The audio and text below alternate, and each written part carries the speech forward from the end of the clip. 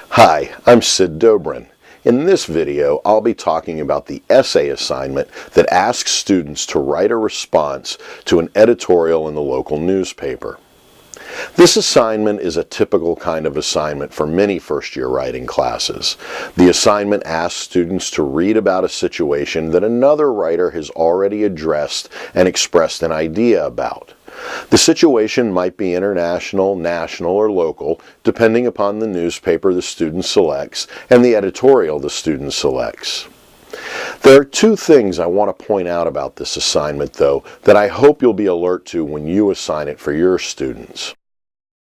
First, students may want to read this assignment to suggest that all they have to do is locate and read a specific editorial and respond to just that editorial.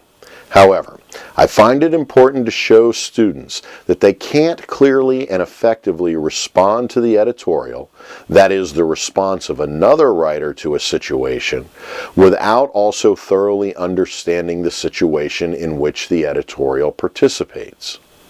Therefore, I try to stress to students that the assignment is also asking that they conduct critical scholarly investigation about the situation in order to best situate their response to the editorial within the overall situation. Second, I find that many students will want to respond to the selected editorial by oversimplifying their position in relation to the situation with simple claims like, "I think the writer is right," or "I think the writer is wrong." In order to avoid this kind of quick, almost knee-jerk reaction to the editorial, I encourage students to use the Road to a Strong Thesis feature in the chapter to help them develop a more crucial and critical claim than "I agree" or "I disagree." To emphasize this point, I also show students in the assessment rubric that I use to grade the assignment the importance of the thesis criteria in the rubric as well as the critical thinking criteria in the rubric. I've included a copy of the rubric I use for assessing this assignment along with the other instructor materials for this chapter. Feel free to adapt it to your curricular or pedagogical needs.